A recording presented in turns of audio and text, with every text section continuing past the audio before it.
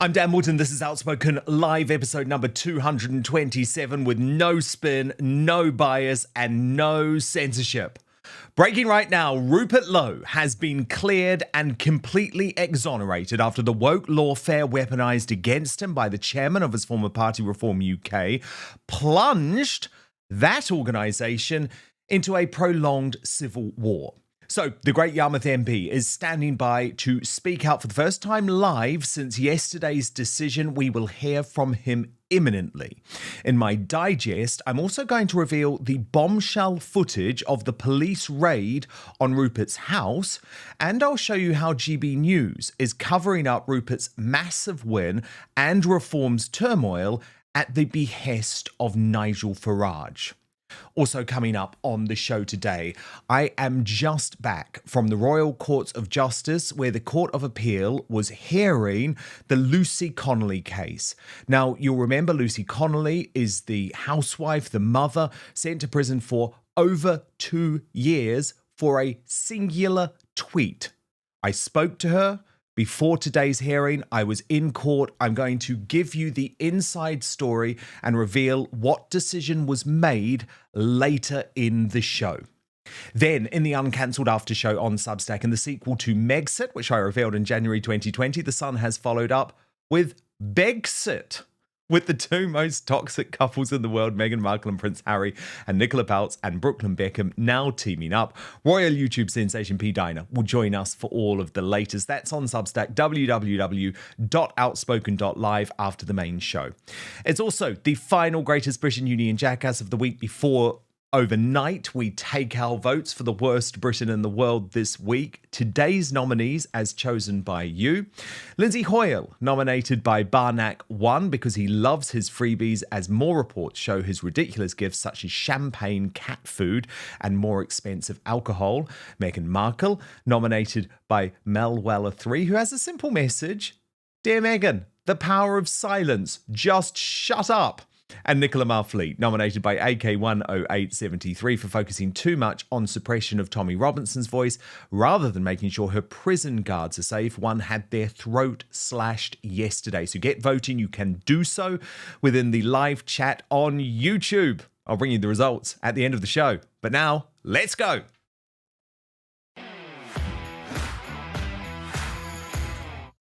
So it's 9:30 p.m. on a quiet Friday night, and 3 police cars filled with armed officers are careering up to a Gloucestershire farmhouse. So urgent are they on this mission, they break through the gate to get inside. Now, surely, given our cops are unable to respond to even violent burglaries and muggings these days, they're trying to stop a serious crime at the home of Great Yarmouth MP Rupert Lowe. Well, if only.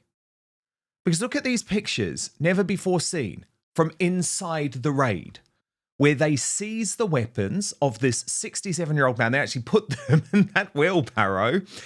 A 67-year-old man, by the way, with a blemish-free criminal record.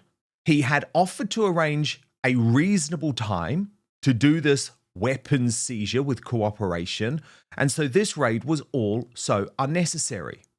2 hours later, with the violation complete, the cops, all of them, armed, drive off into the night at 11:15 p.m. And why this matters and why I wanted to show it to you today is because this is the real-world consequence of lawfare against those of us with views that resonate with the vast majority of the population, like mass deportation. But what's so shocking, and as I have reported for many weeks now, this case that Rupert was facing, the weaponization of our police and justice system, it was all happening because of his own side.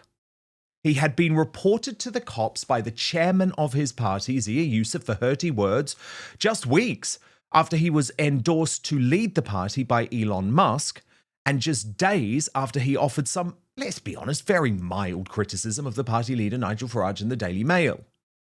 This week, yesterday in fact, his 2-month nightmare came to an end. The CPS dropped all charges. There was no case to answer. There never was. but hundreds of hours of police time and resources has been wasted. And despite those within Reform asking him to go quietly, Rupert has decided this disgraceful case marks the real beginning of his political career, certainly not the end. Here's how his statement waging war on Nigel Farage was covered yesterday morning on GB News. His charisma. No, that's right. I'm just going to have to stop you there because we have got a response from Rupert Lowe to read. The Metropolitan Police have today confirmed that they are dropping their investigation into the false allegations that I made threats against the Reform Party chairman. This was not normal political infighting. It was a sinister attempt to weaponise the criminal justice system against me, putting not just my political future but my liberty at risk. All because I dared to raise constructive criticisms of Nigel Farage, stood firm on deporting illegal migrants and pushed for reform to be run democratically, not as a vehicle to stroke one man's ego. Wow. It's still going. Yeah. How did reform respond? With a brutal smear campaign for the sin of asking legitimate questions about the party's direction, policies and leadership. I was vilified and targeted. I'm ashamed to have shared a parliamentary platform with them, ashamed to have trusted them, ashamed to have called them friends, and it goes on. Farage is no leader. He's a coward and a viper. I feel deeply embarrassed. I ever thought he was the man to lead. Good gracious me. Other opinions are available. That is quite a response. I mean, that's civil war inside Britain's newest political party, isn't it? That's a civil war. That will make headlines, be huge stories in the newspaper tomorrow. Unbelievable, Stephen. Did you take off in America? Actually used the word viper. Yeah. Well, I think the key thing what's happening here is this is now, it's got legs, unlike vipers. This is going to run and run. We're going to see this in the courts. So all four of the people inside that studio at GB News, when the news came in, understood that this was a major story of consequence. But something very peculiar happened after that. GB News stopped covering the story immediately after that in all of its shows. Indeed, when Reform's chief whip, Lee Anderson, entered the GB News studio at 4 o'clock for an interview with his BFF, Martin Daubney, there was not one mention of the charges being dropped. Matt Goodwin didn't mention a word about it either. No primetime host did last night at all. Instead, they continued to offer coverage of Reform's poll surge. Public, and we are witnessing now, as a consequence of this refusal on the part of Westminster to listen to the forgotten majority, a new political revolt, the likes of which we've never really seen since the rise of the Labour Party in the early 20th century. The rise of Reform represents the most significant assault on the two-party system since the rise of the Labour movement. And that might be true. But to simply ignore Rupert Lowe being cleared is not doing your due diligence as journalists. And I'm going to tell you why it happened as well. It happened at the behest of Nigel Farage, who has put his station on notice that he simply will not tolerate any negative coverage of the Reform UK Civil War. He will not tolerate Rupert Lowe being covered as a force in politics whatsoever. But here's my problem.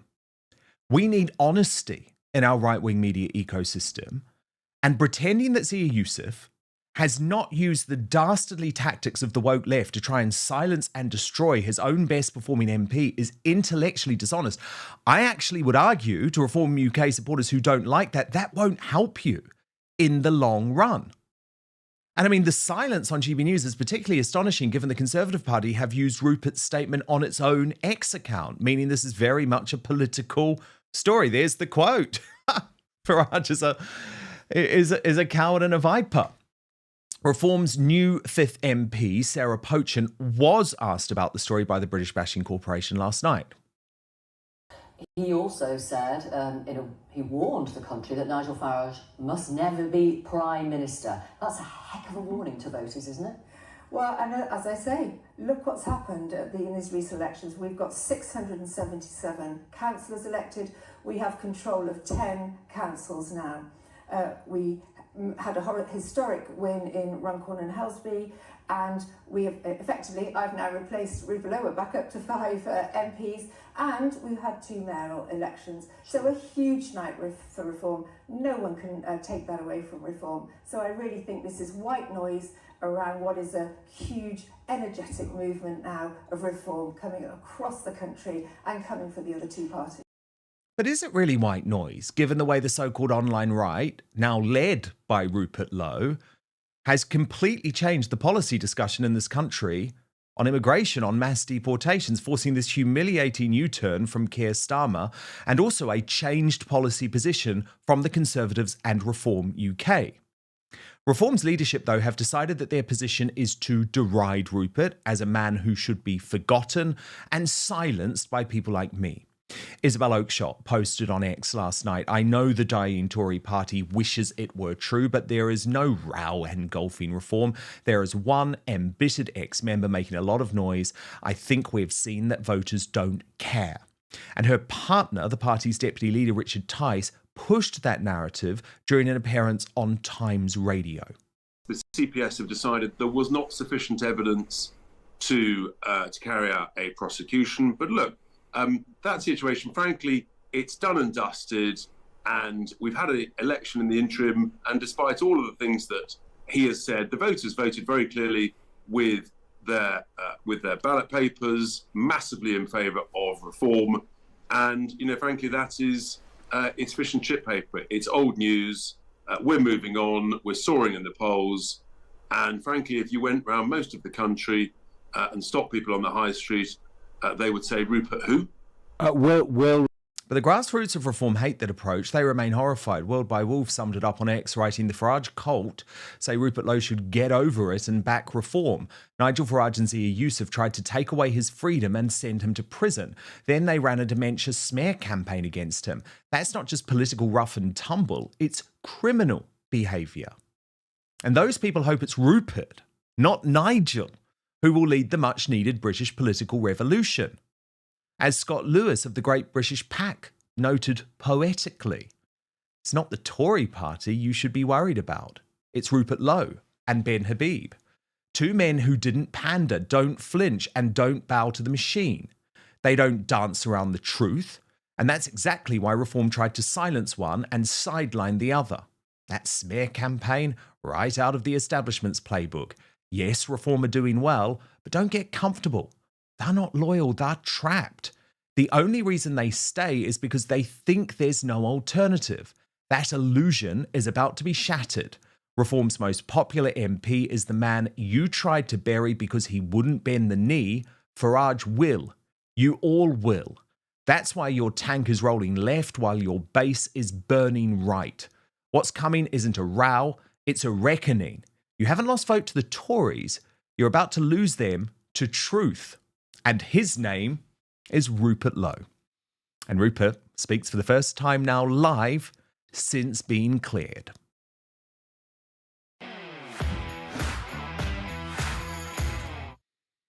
So, Rupert, wow, a lot to pick up on there. But first, can you just tell me what was going on during that police raid at your home? It seems astonishing that they sent 3 cop cars, broke down the fence, a whole load of armed officers. Isn't this why the police in this country is in trouble? The fact that they focus on this rather than real criminals? Well, let me first of all say, Dan, that was a hell of an introduction. So thank you for that. I enjoyed that very much. They didn't break the fence down. My gates, they managed to get the gate number from Fergal O'Brien's grooms who were coming in, but they hadn't called me and they hadn't warned me. So I did point out to them that technically they were trespassing. They said they tried to call me, but there was no missed call. Now, it did follow, as you quite rightly say, it followed a call I had with the Gloucestershire Police the day before, where I agreed I would voluntarily use my best endeavours to find a suitable licence. Oh, sorry, we've just lost you, Rupert. We'll just come back to you. I think it's because we're playing that footage, but actually, we'll just come back to you now, Rupert. Are you there, Dan? We've got you now. Are you there now? Yeah. So I had agreed the day before with Gloucestershire Police I would voluntarily find a home for my guns with a suitable licence holder who needed to have a firearms certificate and a shotgun certificate and the correct storage facilities. I did agree that the day before. That was minted by my secretary, who took a note of the call. As you quite rightly say, the 3 vehicles, 4 armed police with 2 guns apiece, body armour, cameras, the whole lot pitched up unannounced after I'd been in the Royal Box at Cheltenham on the Friday. At 9:30, the dogs went bonkers, and there they were. They got, as I say, through the gates by getting one of the girls from Fergal O'Brien's stables to open the gates. And they were there till, actually, you said 11:15, it was actually 11:45, something like 20 to 12. I think the CCTV footage shows that. And they collected all of my guns and they collected my ammunition. And Rupert, this is because what? They thought that it was a serious threat that you might go and shoot Zia Yusuf. Well, on the Thursday, the police, and look, as you quite rightly say, I've got an unblemished record. I've had guns all my life. I do shoot, and it's one of my hobbies. So I literally have an unblemished 67-year record, and suddenly they thought it was necessary to send 4 armed police, having agreed a course of action with them the day before. I said to them, I'm not only a pensioner, I'm 67, I've got a clean record, and I'm an MP. Did you really need to turn up mob-handed? Haven't you got better things to do? If you'd called me up, I'd have willingly handed the guns over to you the following morning. But he said, nothing to do with me, Gov, and as usual in Britain, Dan, it's not necessarily the people on the front line that are bad news. I think often they're frustrated by the orders they're given from their seniors. It's usually the head of the beast that's rotten. And I suspect that in this case, it was from the Met that the escalation came. I think we all know who's in charge of the Metropolitan Police Force. And ultimately, I think it was, in my view, a knee-jerk reaction. I like to think we live in a country where you're innocent until you're proven guilty. And this was all on the basis of 2, well, I don't even know how many, but I was told in the interview with the police, I'd never had an interview with the police before, on the following Monday at Hammersmith Police Station, that they wouldn't show us the statements that have been made, so I'm still not entirely clear what I was accused of. Well, they said multiple people made statements, so presumably that means more than you and Yusuf. I was aware of two, made aware of 2 at the interview. Who were they from? One from Lee Anderson, who from the questioning was suggesting I was going around Parliament saying I was a good shot and I was going to shoot Zia Yusuf, which is maybe why the police decided it was right to take my guns away. And from the questioning, I think I was accused by Zia Yusuf of standing over him and threatening him. Now, we did have a robust conversation. The WhatsApp chain which followed wouldn't have supported and didn't support what he said. I don't know what other witness statements they got, but they must have got some supportive statements, because I think clearly there wasn't any evidence. And I can tell you, it didn't worry me, because I know I didn't do anything that justified the approach that was taken. Can I just be... Anybody with any common sense, Dan, could see that this was a bungled attempt at political assassination. Yes. And if you combine it with the vile accusation that I had early onset dementia, which I think you were quite clear was a message that was being spread. And you also commingle that with this accusation of bullying within the office, which is also piffle. You can see a sort of smear campaign which they hoped would gather momentum. But I have to tell you, the majority of people in Parliament, I think, thought it was laughable. And actually, they've all been extremely supportive and very kind. And that kindness and belief in me has been borne out in the result which came through yesterday at 11 o'clock when I was offshore Great Yarmouth looking at RWE's offshore wind farm. So look, I mean, must have been a big relief. Can I just clarify though about the police though, because are you saying that Lee Anderson and Zia Yusuf have lied to the police? I haven't seen their statements, but from the questioning, I think they have made false statements, and in my opinion, they've wasted police time. Now, whether the police will do anything about that, I don't know. I personally think we do need to now raise this in Parliament, which I intend to do, because I don't know how many other people have suffered on the basis of false statements which the police haven't sufficiently challenged. And the problem is when somebody makes a statement, the police don't necessarily analyse the validity of that statement before they take action against the individual. That statement is considered to be, according to my law, as evidence.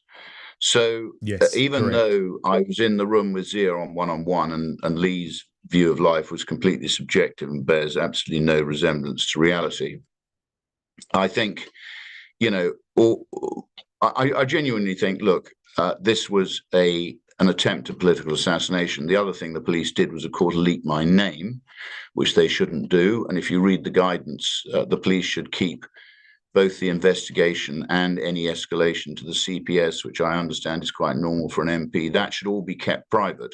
So this should never have been made public, because once the case is dropped, then there's no necessity for it to be made public. Obviously, if somebody's charged, then there's a necessity. Now, had I been charged, and I'm sure there are people in this country who do get charged unfairly, correct, and lawfare is used against them, because I think, as Tacitus said, in a world of, I think he said, the more laws, the more corrupt the state. And I think we've got to that stage, Dan. So whether it's the tax manual at 21,500 pages or any aspect of, if you like, regulation, licensing, or the generally oppressive nature of the state, there are so many loose ends that if you want to mark somebody, you can find a way of doing that, because probably in our daily lives, all of us break one law, one regulation, one license, or we do something which, if the state wants to pursue lawfare against you, they're capable of doing, which is, I think, why Tacitus said what he said. So, look, I really think this is a vile example of political man-marking. I don't think MPs should be doing this to each other. I don't think parties should be doing this to their members. And are you still intending to sue Nigel Farage, Lee Anderson, I've issued a 16-page letter before action to Reform, to Zia Youssef and to Lee Anderson, which explains why, but it requires an apology and it requires my legal costs to be paid. If that doesn't happen, then I will issue proceedings and we will go to the High Court for libel and defamation. So look, this has been a bungled attempt at political assassination. If it goes to court, it will all come out in the public domain, because, as you know, court proceedings are public. And look, you've just been to Lucy Connolly's appeal, and I frankly think the way Lucy Connolly has been treated is disgusting. And I think, in a country where we're supposed to be able to express ourselves and say whatever we want, even if it upsets a few people, which I think is absolutely essential in a functioning democracy, why would you send somebody like Lucy Connolly to prison when we have illegal migrants entering the country and living here illegally, against whom we take no action? And we also have multiple examples of rape gangs which have been operating across many counties and towns in Britain, allied to county lines drug dealing. And a lot of those people have not been brought to book. And I know of a number of instances where files have been handed to the police with a cut and dried case of whether it's fraud or whatever. And if they don't want to pursue it, they don't bother. So they're able to be extremely subjective about how they deal with these things. And I think I'm right in saying the man who runs the CPS is a chap called Robinson, again, quite close to the organs of the state, and Keir Starmer and Mr. Herman and various other people. So look, I think, Dan, this is a conversation which needs to be had in Parliament. And I think we need to get at why people in Britain are being denied the right of free speech, why they're being denied a number of what I would call freedoms, it's which are necessary. We know lawfare is only against people on our side of politics, Rupert, no one is going, and by the way, I'm not suggesting it, but no one is going to arrest Gary Lineker for his anti-Semitic tweet, Instagram post, for example. But look, Rupert, what I want to do, because a lot... I certainly agree, Dan, the left is far more intolerant of our view than we are of theirs. And we're not asking for them to be arrested. We're just asking for us not to be arrested. Let us have our free speech. Now, Rupert, a lot of people have said a lot of things over the past few weeks. You have obviously been pretty much silenced because of the fact that this police investigation has been ongoing. So I just want to give you a chance to respond. Nigel Farage had this to say on GB News. Just a few weeks ago, Nigel, with all of the furore around Rupert Lowe, people were saying, this is it, this is going to be, this isn't just a dent in the Reform Party, this is going to destroy the Reform Party. And over the weekend, people were saying, Rupert who? Yeah. It doesn't appear to have made any sort of impact, despite the best efforts of Andrew Pearce with his journalistic expertise. Even though I work here, I'm going to be critical of GB News. GB News covered this story obsessively, as if it was some huge story. It's all his fault. And it was never a huge story. It was one person who had increasingly been heading in a different direction from us. Your chairman made it a big story by calling in the police. Well, he did do that. Do you think that was a good idea? Nigel Farage, I've got to challenge you. I'll pass on that. There we are. I'll pass on that. It was a bizarre decision, Yusuf, to call in the police. But you know, it was only ever going to be one person. And the upshot of this, what it really tells you is that X is not the real world. Yeah. Correct. You know, Twitter as it was now. Twitter as it was is not the real world. So, yeah, you know, when you get problems in life, the best thing is to confront them. Would you have him back now in the party, Rupert Lowe, after all of this? Ben Habib, is there a way back for Ben? Over my dead body. Well, he wrote a piece saying you didn't deserve your victory. Did you see it? I mean, I'm sorry, you get these small, very insignificant people who say what you think, Nigel. Who think they're more important than they are. They're frankly nothings. There you are. Yeah. And I mean, you know, I don't mind people sounding off. I don't mind people disagreeing with me. I never have done. As long as there's some fundamental underlying loyalty. And that's the one thing I demand. Yeah. So small, insignificant nothing. And then later on in that interview, Rupert, he also linked you to Tommy Robinson and the so-called alt-right. This is his, Dan. I've been asked about this a number of times today. This is their new tactic to try and suggest, and I think they were doing it at some fundraising lunch they had last week, so I was told. But look, I mean, that interview that Nigel gave, I thought smacked of arrogance. It smacked of sort of the cultist that he is, and it smacked of him believing that he is in a different sort of universe to the rest of the people. And I think that goes arguably to the disagreement I had with him, because I think to run a successful political party or business or anything else, you have to devolve power, not aggregate power. And Nigel is aggregating power. The people who work for him are largely sycophants, and as I've said in the past, their idea of policy making is a pint in the pub in the Marquis of Granby, followed by a press conference the following day. So, I mean, that's not my view of how we're going to change Britain.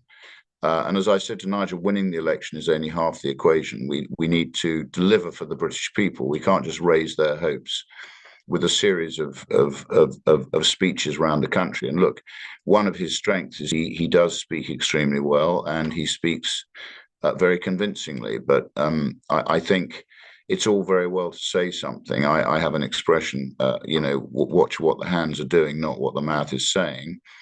And my problem, Dan, was that there wasn't enough happening with the hands. There was a lot happening with the mouth.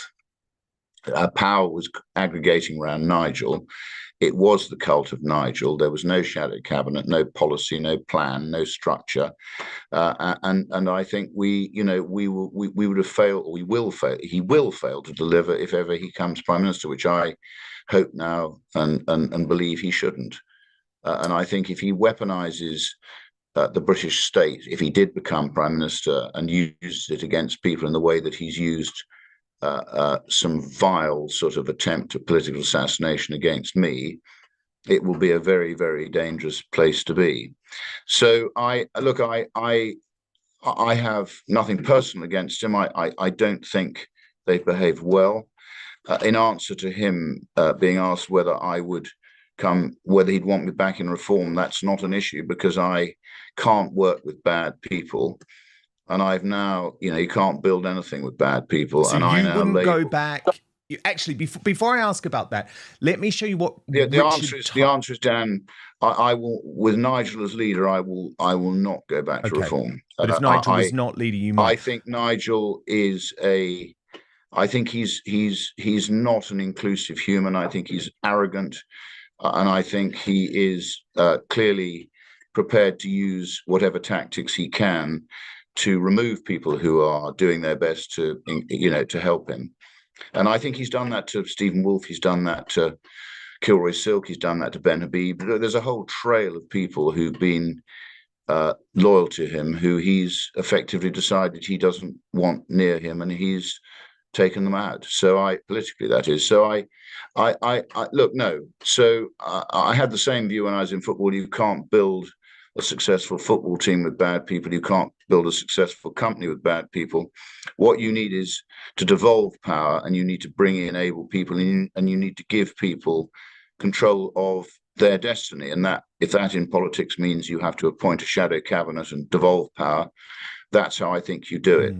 So I thought in your introduction, you're right. I mean, it's only going to be strong people with a vision who are prepared to repeal most of the malign legislation that's been passed by Blair, Cameron, and a bunch of sort of what I call people who were more interested in selecting their MPs on the basis of quotas than on merit.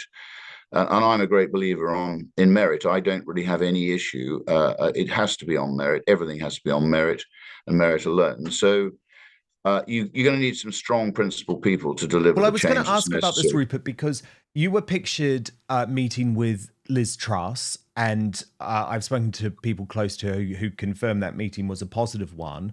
Would you consider working with her, for example, on a new vehicle, because she's totally on board with you about the need for a Great Repeal Act?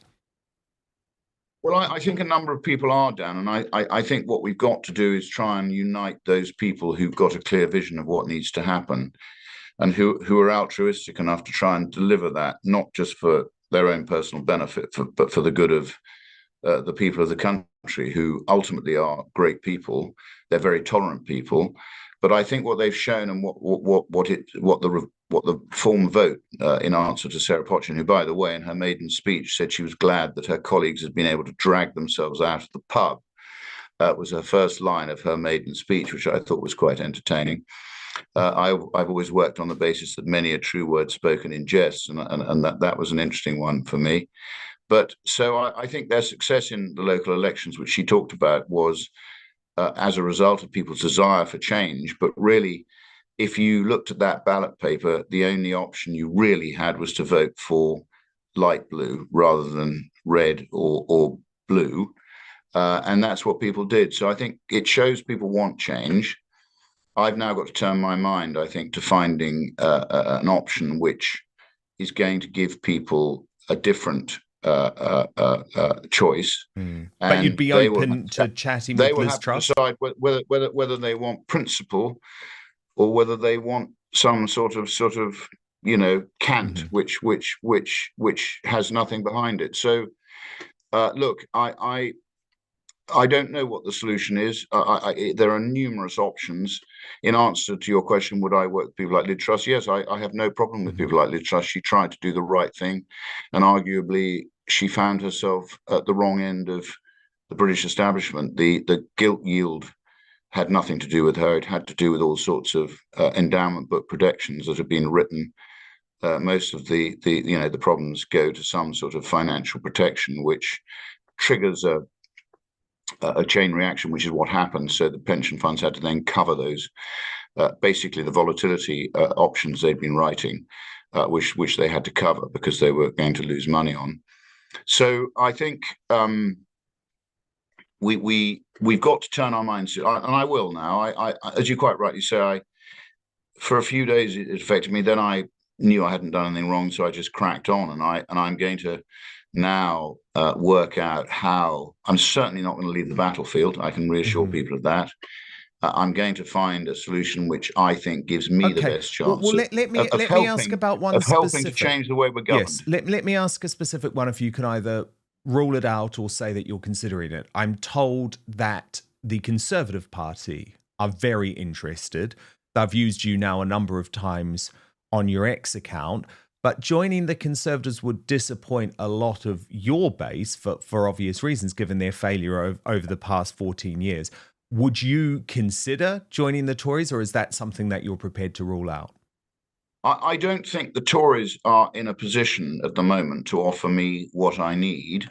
So in answer to your question now, I think probably not. But a reformed Tory party, Dan, is probably the most powerful route to change the way in which we're governed. Obviously, so I don't think they're in that situation now. I think they've got too many MPs who are arguably Lib Dems rather than Tories.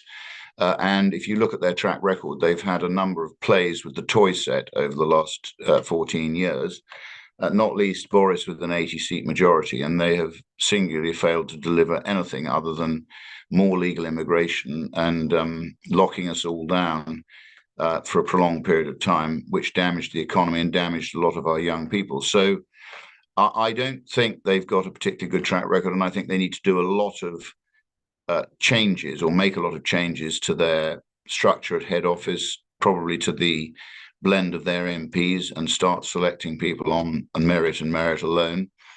They've got some very good young MPs. I like some of the young MPs very much. So like all parties, there are good people, and you can't make a generalization about everybody, but I don't think they're ready to offer. Well, then let me show another proposal. Then this is what your colleague, what your friend Ben Habib is proposing. Invariably, instead of thanking them for their services and commending them for what they've done, the leadership of Reform has sought to ruin their reputations. But with Rupert Lowe, what they did was go one step further. They used the very kind of lawfare against which they should be standing to try not just to ruin Rupert Lowe, but to have him incarcerated. That, at every single level, should be abhorrent to anyone of any political persuasion. But it should be particularly concerning for those of us who had put our hopes in Reform, because if this party and its leadership does not have a moral compass and does not have a political philosophy that's built on integrity, it cannot be trusted in any shape or form to deliver this country from the very dangerous position in which this country now finds itself, in part put there by the kind of lawfare that they tried to use against Rupert Lowe.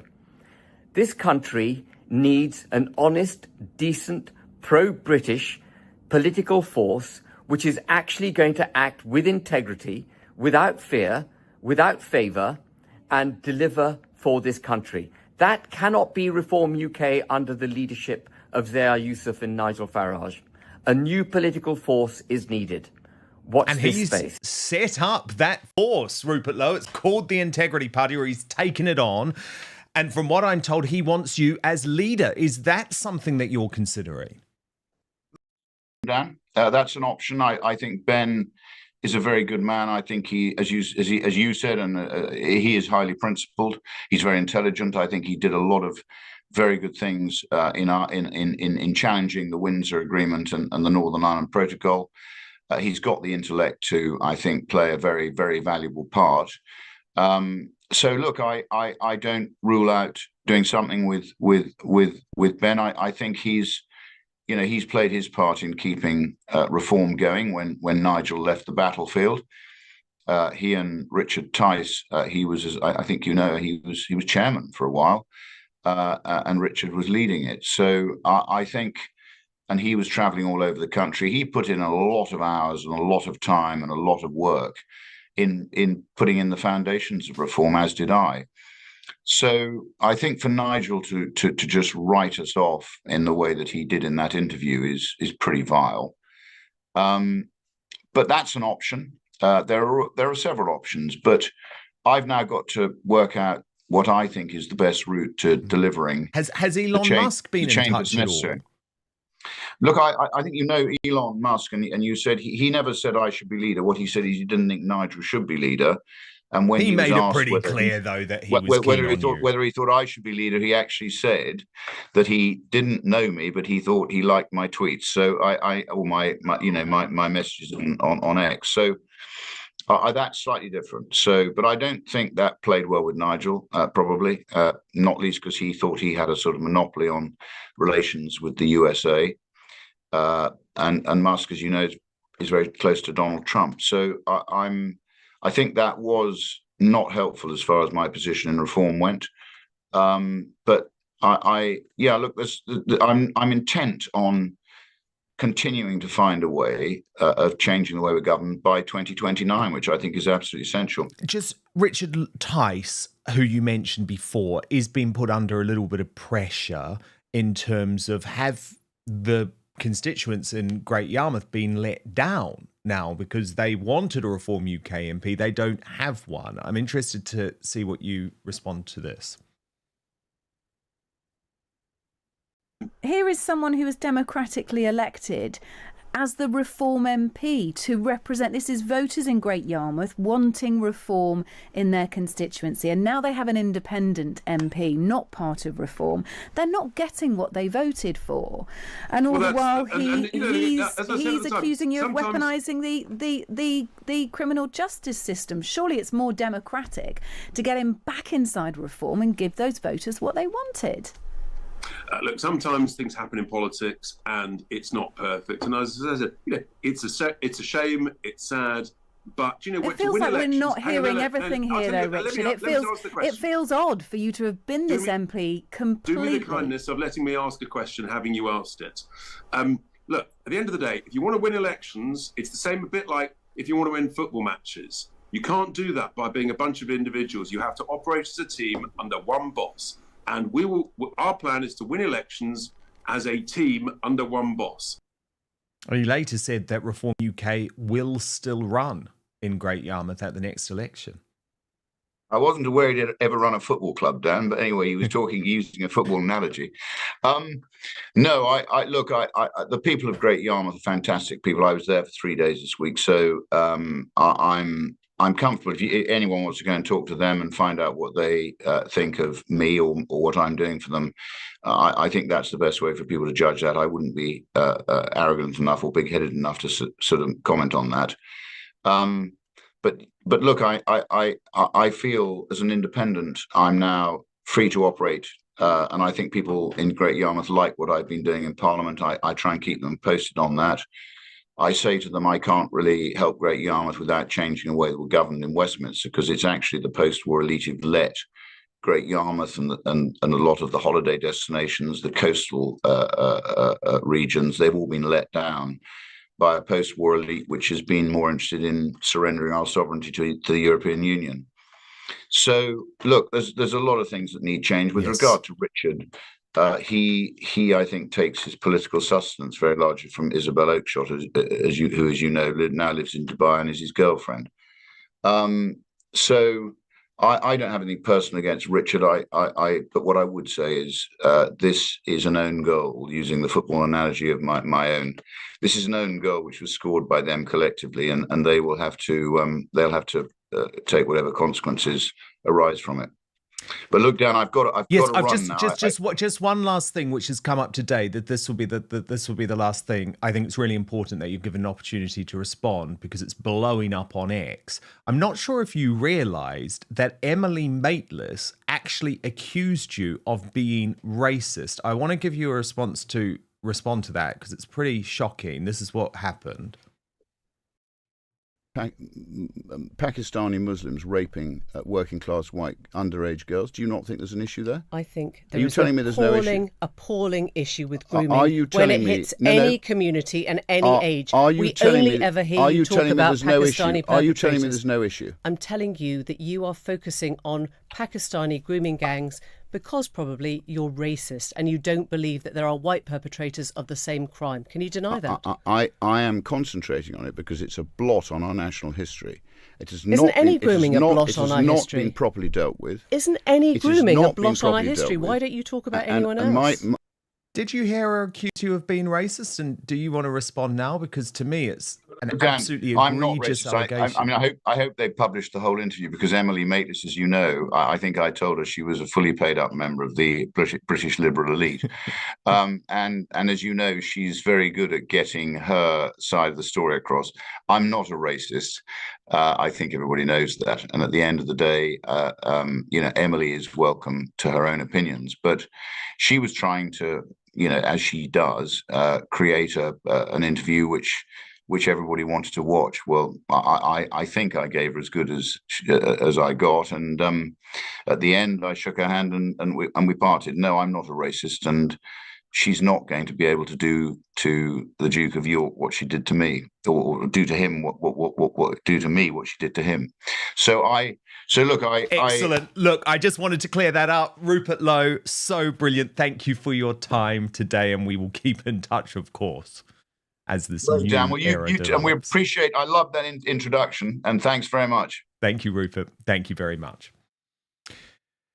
Breaking right now, Lucy Connolly will remain behind bars for another night after the Court of Appeal deferred its decision about whether Britain's political prisoner should be released for sending a singular tweet, a post on X, on the night of the Southport massacre. I was in court today. It was very important to me that I was there to hear Lucy's evidence delivered from prison in person. And I'm going to take you through it all, because I do not trust that the mainstream media are going to give you the unfiltered, unvarnished view about what really happened inside the Royal Court of Justice. Then we'll see this exclusive interview that I recorded with the Daily Telegraph columnist Alison Pearson, who has been campaigning on this issue, and Lucy's husband, Raymond. I can also tell you that I spoke to Lucy today from prison before she faced court. She was nervous. She is absolutely devastated to remain separated from her beloved daughter. But she does have hope that the right decision will be taken. So I'll tell you what happened inside the court, because I think it really does sum up the ludicrous nature of what happens when you try and use a housewife, when you try and use a mother, when you try and use an ordinary woman to act as a deterrent for all of us to stop posting on social media at all. Because before Lucy even started her evidence, the three justices, and I promise you this is not a joke, were arguing in quite a lot of detail about the use of the term LOL, L-O-L. What does it mean? What does it mean if it's an uppercase or if it's lowercase? Could there be any hidden meaning of using that word? And does that not point to the absurdity of the fact that we are now locking people up for social media posts? But very soon after that short bit of back and forth about the term LOL, Lucy came up on the big screen from prison. She looked lovely. She was wearing a flowery blouse. And trust me, Lucy is not at all what you think she is. Before she entered prison, what was so astonishing is that the fellow prisoners had been told, oh, you're going to really struggle to deal with this woman. She's a bad one. She's going to be violent. Honestly, Lucy Connolly is just the most lovely, down-to-earth woman. Just like one of your friends, your childminder. She is a great laugh, very positive, and she's dealt with all of this stoically.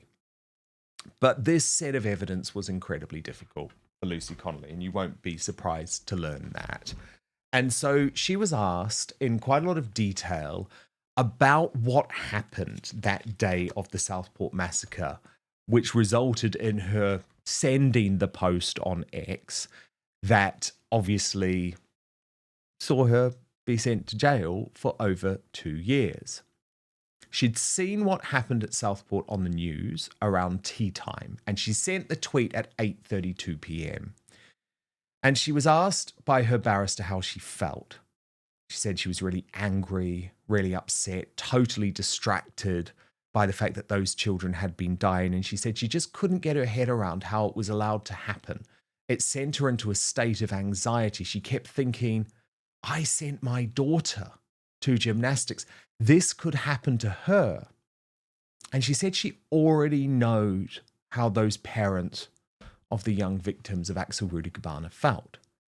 And of course, that's because Lucy Connolly had already suffered the loss of her own child, her son Harry, at just 18 months old. And watching alongside me in the courtroom today was Raymond Connolly. He was there with his best friend who was patting him on the knee for support during these very, very difficult moments. Because Lucy was asked whether these murders at Southport caused a resurgence of her symptoms of PTSD, which connected to the loss of her son.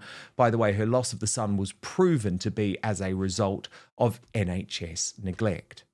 Was she more protective of her daughter as a result? Ridiculously so, Lucy replied. And then she was told to think about what actually happened to her son, who was just 18 months when he passed. And she said, I knew something was wrong with him. I kept presenting him to doctors to be told I was wrong, and they were right. Unfortunately, he did die. The worst part of it is they maintained for a whole year that they followed the guidance, and she just wanted them to tell her what it had happened. And so there was a clear implication in this evidence that the death of a child, partly as a result of state failure, is obviously something that is going to impact Lucy in a psychological way. So then she made the post. And yes, people can say it was a horrible post, but she was not inciting violence. Of course she wasn't. She didn't intend for anyone to set fire to hotels or murder any politicians. Absolutely not. Absolutely not. She asked clearly and concisely when her lawyer put that to her. And of course, she took the dog for a walk. She went out, she tried to clear her head, and she returned home. And just 3.5 hours after that post first went up, she deleted it. Why, Lucy was asked. Well, she said, I'd calmed myself down. I knew it was an acceptable thing to say. And what was interesting is when she first took that post down, no one had noticed. She didn't do it because she was reacting to people saying Lucy Connolly has to be locked up. At that point, nobody knew about the post at all, okay? And then the so-called riots started. And you know, I call them the so-called riots because I actually disagree with Lucy Connolly. I don't think these were real riots. I think they were riots infiltrated by the left, and they were riots pushed by the mainstream media to silence the public. But what is so fascinating and what has not come across at all in the coverage of Lucy Connolly is that before anyone had noticed her post on X, before anyone had spoken about arresting her, Lucy Connolly spoke out against the riots. She openly advocated against them. She posted on X, FFS. I get they are angry. I'm effing raging. However, this isn't the way. Protesting, yes, but not violently. Again, on August the 3rd, this is 5 days after her post on X, but before she'd been arrested, before anyone had noticed what was going on, she wrote about the so-called riots. Last night was not protesting, it was rioting. It plays right into the hands of the establishment and the media. So why does this matter? It matters because to suggest that Lucy Connolly, a grieving mother, was in any way inciting violence just goes against the facts of what she had actually posted. But then what happened? The left-wing mob got involved. They realised Lucy Connolly's husband was a Conservative councillor, and they came for her. Someone found the post, a screenshot of the post, and they were copying in the police. They were trying to get her arrested. They were copying in Ofsted to try and stop her working as a childminder. It was all getting out of hand. And she knew it. And Lucy was panicking. Of course she was. She said, this is an effing nightmare. And so she locked her account.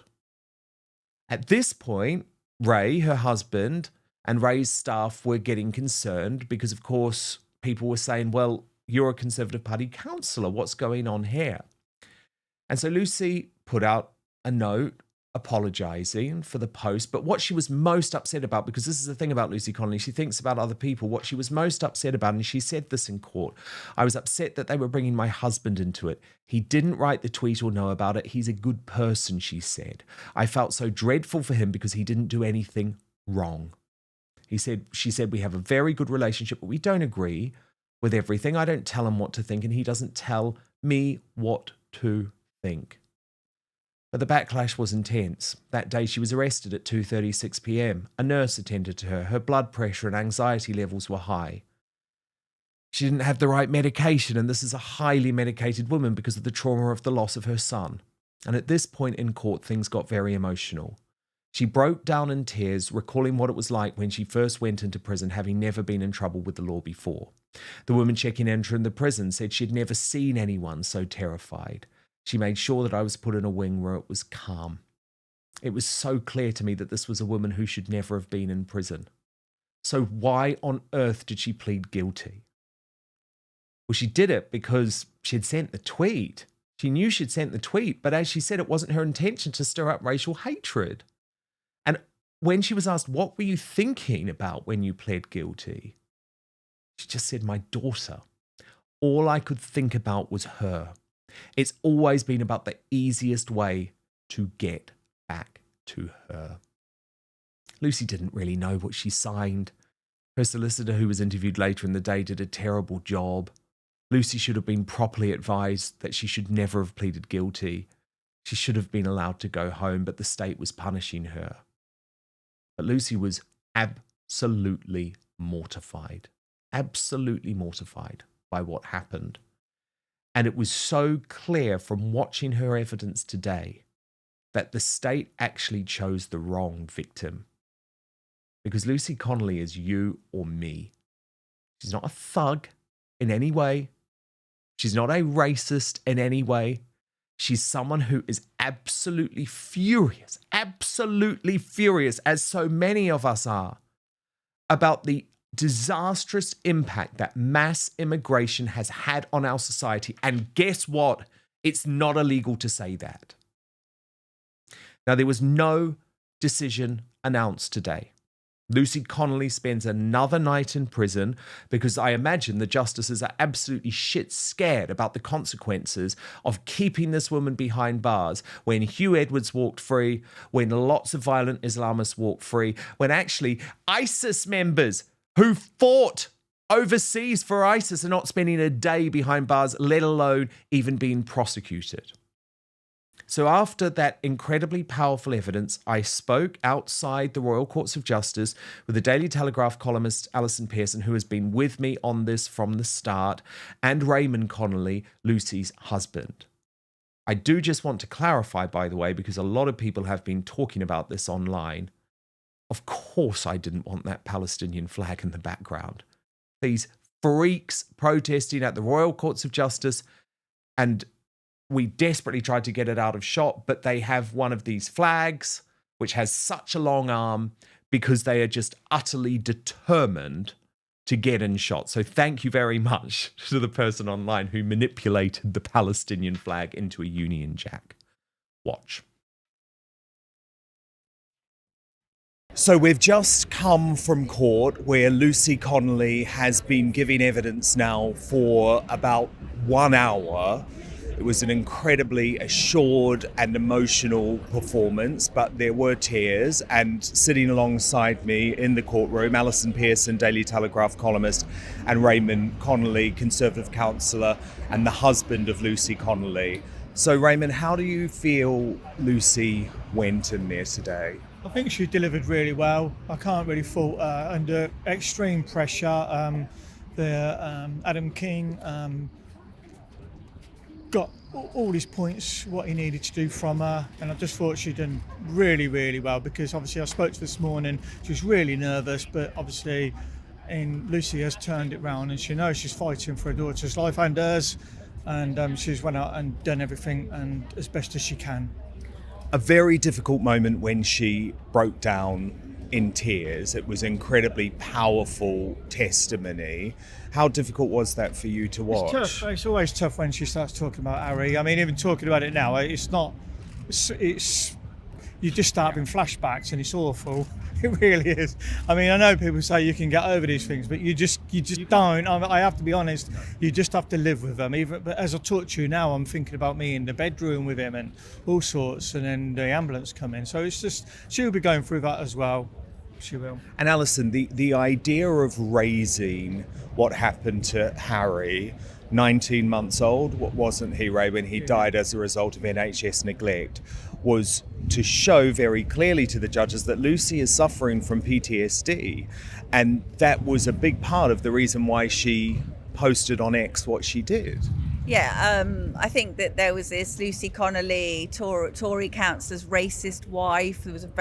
She was demonised. It suited Keir Starmer and the British state to demonise her, I think. And what's coming out now is the more human side that you know about, Dan, I know about. Obviously, Ray's told us about that she lost her baby aged 19 months and is easily triggered by the suffering, let alone death of children. So the brutal murder of 3 little girls in Southport on that July day had a catastrophic triggering effect on her. I think she was in a state of great anxiety when you got home, wasn't she? She was Yeah, I couldn't get in the house. No. She'd left the key half turned, but I went in there. Obviously, she was in a bit of a state. She was. And it was just so clear with all of her evidence today that the reason she agreed to plead guilty, number one, she wasn't in a great state of mind. She didn't have the correct medication. No. She wasn't quite sure what she was actually signing away. And you were shocked, right? Even as her husband, you didn't know. But it was simply because she wanted to return home to your daughter as quickly as possible. Yeah, of course. She just felt she'd been watching the reports at prison, and she'd listened to the Prime Minister and whatever, giving out his speeches, and she just felt everybody was turning against her, and she was in a no-win situation. But her legal had pretty much said, it's a no-win situation for you, and so she took the damage limitation route, which was to get home as early as she can, as opposed to going in for into a front of a jewellery. The absolute key moment for me, though, Alison, was when the barrister asks Lucy, what was going through your head? What did you post on X? And she was absolutely abundantly clear that she was not in any way attempting to stir up racial hatred, which is, of course, what she went down for. Well, as Ray has said, she's not a racist. She was a childminder to children from all corners of the world, and has wonderful glowing references from the immigrant parents. And absolutely, I think the key to this hearing today is that she absolutely thought she wasn't pleading. She wanted to plead guilty because she wanted to have a shorter sentence and get out to be back at home with Ray and their 12-year-old daughter. But she didn't realise that she was actually pleading guilty to a much more serious charge, inciting serious violence. And in fact, she specifically, Dan, after the riot started to kick off, Lucy posted and said, this is not the way. We need to have an intelligent discussion with lots of us need to come together and talk about these issues in a serious, articulate way. So she very much clearly made that. She made that absolutely clear. She was not stirring up serious violence. In fact, she was appalled by the violence. Well, indeed, Ray, even before the police came to question Lucy at all, she had posted numerous new tweets where she said exactly that, didn't she? Where she said she didn't agree with the riots. She said that it was violence, not protest. And she actually said quite critically, those people are playing into the hands of the establishment and the mainstream media. Oh, yeah, of course. I mean, she wanted, even general discussion, she was looking forward to trying to get her phone back, because obviously that had the evidence, and she was always thinking at one time she'd have to defend herself with those text messages, but the police destroyed her phone, so she lost all that. Okay, just finally, Ray, what is the plan either way? So if Lucy is released today, what is the plan? And if she's not, what is the plan? Oh, well, if she's released today, obviously... Hallelujah. We have to... You're do a lot of reunited. rebuilding. I mean, there's a lot. I mean, I'll send her with a daughter because there's obviously going to be a detachment, and I need them to try and get themselves back on track. If she's not released today, Lucy's strong. She'll cry. She'll be upset, but she'll bounce back. She always do. The girls will look after her in the prison, and we'll wait until her release date on the August, and then she will be out, and hopefully then she'll start to defend herself, and because she will. But Alison, something that we believe is very important, and we know so many of the Outspoken audience will feel is very important, is that we want to do something to help. And so many people have asked us, haven't they, over the past few weeks, what can we do to help? So there is now a crowdfunder to rebuild Lucy's life.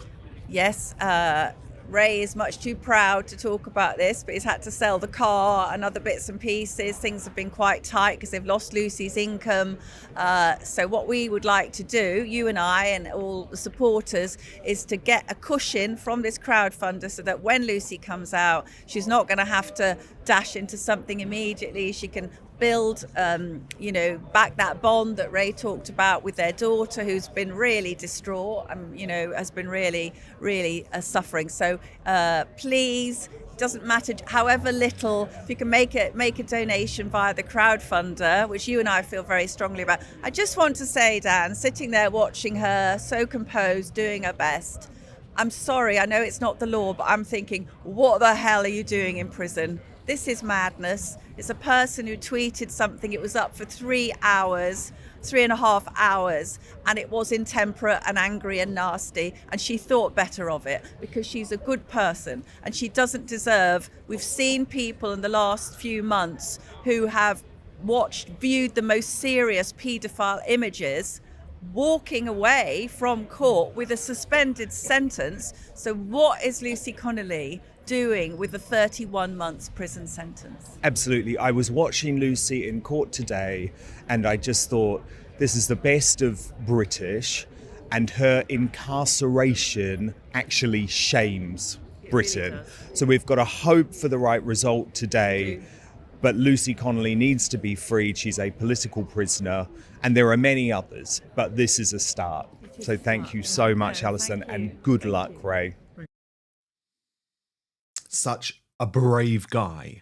And actually, I've got in my hands today a character witness that was written for a really great guy. I'm not going to name him, but let me just say, this is someone who a judge should absolutely listen to, given his background. And he spoke about Lucy Connolly and said, I'm convinced that Lucy and her husband Ray have and never will get over the loss of their son Harry. How could they, and in such terrible circumstances? I myself have witnessed firsthand the breakdown of what was once a stable and happy young woman, and of course Mummy, which as a father of 3 myself and now grandfather of 5, it's hard to comprehend. And then on the issue of racism, because the prosecutor for the state today, shame on him, was attempting to paint Lucy very much as some type of racist.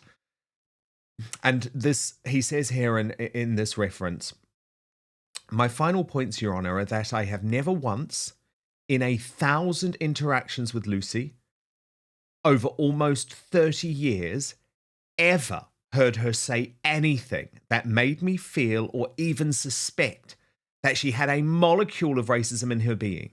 On the contrary, I have been in her company, her as a young adult, and in the presence of boyfriends, several of colour actually, and I know only too well that she looks after children from all ethnicities and all religions too in her role as a certified childminder, that she has wonderful and genuine relationships with the parents of such children too, so much so that Lucy at this very moment in time is supporting an African doctor's application for asylum and visa right here in the UK. So tell me that woman is racist. Tell me that woman is the pin-up for racism in this country. It really is despicable. Let me tell you about this crowdfunder, because I know so many of you, as I said with Alison and Ray, have wanted to help. And the way that you can help is through this Democracy 3 fundraiser, which I have linked to just now in the show notes. So you can look in the show notes if you can contribute, even just the smallest amount. And it writes, you probably know of Lucy Connolly as the Tory councillor's racist wife, who posted a horrible tweet on the day of the Southport massacre in July last year. A bereaved mother herself, Lucy was horrified by the murder of 3 little girls at a holiday club and expressed her distress on social media. When she'd calmed down, a few hours later, Lucy deleted her tweet. It did not represent who she was as a person, as a wife to Ray, a loving mother to a 12-year-old daughter, as a devoted and hugely popular childminder to small children of many different nationalities. Lucy Connolly has paid a high price for a moment of anger, an unimaginably terrible price. Sir Keir Starmer threatened there would be heavy punishments for anyone arrested in connection with the Southport riots. He called them far-right thugs. Lucy was arrested. She was denied bail, to which she was entitled as a person of previously exemplary character, and taken to prison. She was petrified. Lucy was advised by her solicitor to plead guilty because she'd be out by Christmas. Tragically, the judge clearly decided to make an example of Lucy Connolly, giving her a horrifying 31-month sentence, which shocked experienced lawyers. He appeared to give Lucy no credit for several mitigations. The fact she had a diagnosis of PTSD after her toddler Harry died in 2011 due to catastrophic medical negligence. The fact that ever since, Lucy has been triggered by the suffering and deaths of children. She had an anxiety attack on the day of the Southport massacre. The fact that immigrant parents wrote many glowing testimonials about their children's carer. The kindest British person we've met, one said. Hardly anyone thinks Lucy Connolly deserved a custodial sentence. There is no proof her tweet stirred up racism or violence. She was expressing the anguish and frustration felt by millions of British people. Compare and contrast with the treatment of a paedophile BBC broadcaster. Hugh Edwards got just 6 months suspended for 2 years. He served no time in jail at all for publishing the worst category of child sexual abuse images. Former Labour MP Mike Amesbury punched a constituent and kicked him as he lay on the floor.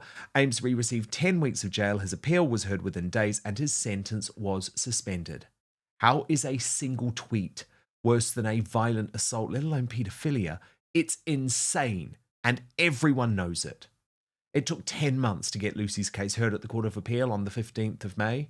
While in prison, she has been denied the right of temporary leave she is entitled to have at home with her young daughter who is struggling without her mum and her husband who has bone marrow failure. It seems to suit the authorities to treat this warm, bright, caring woman as a notorious villain while actual villains are given early release. It's hard not to conclude that Lucy Connolly is Starmer's political prisoner. It is laughable to brand her a far-right thug. This 42-year-old childminder is a victim of two-tier justice. Lucy could really do with your help right now. Ray Connolly sold the family car and many other positions to pay her legal fees. The bills have piled up since Lucy has been in jail and unable to work. There is a real risk they could lose their family home. If you make a donation, it will ease the family's worries and give Lucy a breathing space to rebuild her shattered life.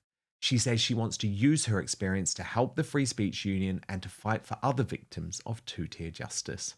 If you think what happened to Lucy Connolly was wrong and does not represent who we are as a nation, please give whatever you can.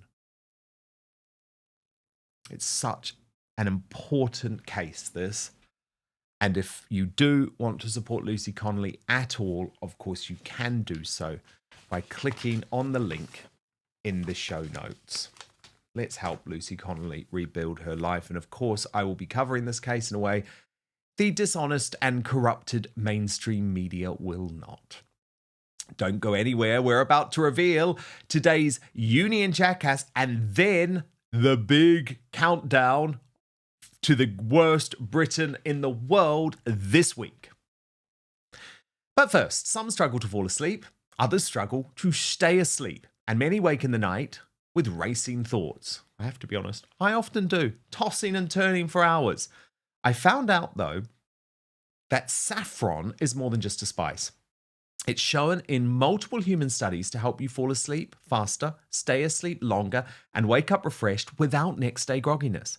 It works by boosting natural melatonin without dependency on morning fog, calming the nervous system, helping your mind unwind, improving mood and stress resilience so you wake up feeling better. Most saffron supplements don't work because they contain cheap, unstandardized saffron cut with fillers or low-potency extracts delivering weak, inconsistent doses. This led me to Evening Being by Verso, a melatonin-free drink mix perfected over 3 years with a clinically studied trademark saffron, standardized and concentrated to only the active ingredients, proven to enhance sleep, mood, and relaxation. It's the most researched bioavailable saffron extract available. It's paired with other clinically studied patented ingredients to promote relaxation and deep, uninterrupted sleep. After taking Evening Bean, I fall asleep faster and stay asleep all night. So just click on the link in the show description or head on over to evening.ver.so/outspoken and use the coupon code outspoken at checkout to save 15% on your first order. Try Evening Bean tonight and wake up feeling refreshed tomorrow. That's evening.ver.so/outspoken. Use the coupon code outspoken at checkout to save 15%. But now, back to the show. And thank you so much for your feedback across the show today, which is so important to me. And I just want to get to some of your comments. So let's do this now. Deborah Hobbins writes, Nigel Farage, this is on the Rupert Lowe interview, Nigel Farage is compromised. They have something on him because he is not the same man. He used to sound like Rupert. Now he sounds like Keir Starmer, a liar. Andrew writes, kudos to Rupert Lowe, who has far more integrity than the entire Reform Party. Jetty Chilton writes, Zia wouldn't have done this without Nigel's agreement. Ever since Elon backed Rupert, Nigel had it in for him. And that is the interesting thing, because of course, Nigel has backed away from this somewhat, but can we really genuinely say that he didn't know? I'm not too sure. Juliet Johnson, Trump falsely accused, Rupert falsely accused, Rupert Lowe will lead and reform this country. And thank you so much for your super chats and those who have joined Outspoken Plus today, Anne Capel Davies and Michaela Moore. Big up. Thank you so much. Love having you as an Outspoken Plus member. And the super chats from Simon Brandy. Trump's MAGA is the blueprint. Informed voters got what they asked for. Reform is the not Labour vote. I hope Rupert and Ben Habib provide a solution. And he said, if someone can convince Douglas Murray to lead Ben's new party alongside Ben and Rupert, we need an Avengers-style assembly of talent to save our nation. Oh my goodness, wouldn't that be amazing? Douglas Murray as Prime Minister. I would love that. That is for certain. Okay, let's get to your nominations now for Union Jackass. And they are Lindsay Hoyle, nominated by Barnack1, because Hoyle loves his freebies, as more reports show his ridiculous gifts such as champagne, cat food, and more expensive alcohol. Meghan Markle, nominated by Malweller3, Dear Meghan, the power of silence, just shut up, which I think is a great message. And Nicola Marfleet, who is, of course, the governor of Woodhill Prison. And they say she's been focusing too much on suppression of Tommy's voice rather than making sure her prison guards are safe. One had their throat cut yesterday. Okay, the poll has just closed. In third position, Nicola Marfleet with 21% of your vote. The runner-up with 34% of your vote, Meghan Markle. And today's Union Jackass with 44% of your vote, Speaker of the House, Lindsay Hoyle. So what we're going to do right now, the moment I come off air, I'm going to launch the worst Briton in the world this week on YouTube. You've got to go to my community tab. Honestly, last week, I think we ended up with something like 80,000 votes. Amazing. So this is a very, very popular poll. On Monday, it was the Kent Police for their shocking breach of free speech. On Tuesday, it was Susanna Reid for her absolute delusion about the true horrors of mass immigration, especially in London. On Wednesday, it was the Reform UK chairman, Zia Youssef, for his treatment of Rupert Lowe. And on Thursday today, it was the Speaker of the House, Lindsay Hoyle. So straight after the show, I'm going to put those four Union Jackasses head to head, and we will get the worst Briton in the world this week. Very special Greatest Britain today. Andrew Norfolk, nominated by Karen Hankey for exposing the Rotherham child abuse with Sammy Woodhouse. And I adore Sammy Woodhouse, and I really wanted to read out her tribute this week. She said, "Goodbye, dear friend. Today I say goodbye not just to one of the UK's greatest investigative journalists, but to a dear friend, a trusted ally, and a man who helped change history." I first contacted Andrew Norfolk in 2013. Together, we exposed the Rotherham child abuse scandal, a truth buried for far too long. That moment changed our lives forever and reshaped how the UK tackles child sexual exploitation. Andrew wasn't just a journalist, he was a man of integrity and compassion who supported me through the darkest moments of my life. We went on to expose many government agencies together, including in 2018 when Rotherham Council and the family courts invited my rapist to apply for custody of my son. Andrew was the only person I trusted to share my son's story with and to expose the government for allowing it to happen. This was happening to women across the UK, and he helped me shine a light on it. We stood side by side through many investigations, challenging the systems that failed the most vulnerable. Andrew didn't just report, he gave survivors a voice and forced institutions to face the truth. It was an honour to work with him and an even greater honour to call him my friend. Rest in peace, Andrew. Your legacy lives on in every child protected, every victim heard, and every injustice brought to light. I'll keep fighting for truth and for justice. Wow. Sammy Woodhouse, you're an incredible woman. And Andrew Norfolk, you were an absolutely incredible man, someone who actually does what mainstream journalism should be about. What a show. What a show. Thank you so much for your company. We're not done yet, though, because we're moving on to the Uncancelled Aftershow on Substack now. We're going to team up with P-Dina for all the royal news today. www.outspoken.live. That is where you can sign up and connect directly with me on Substack. We're back tomorrow, 5 p.m. UK time, midday Eastern, 9 a.m. Pacific. Hit subscribe right now if you're watching on YouTube or Rumble. And most importantly, I promise to keep fighting for you.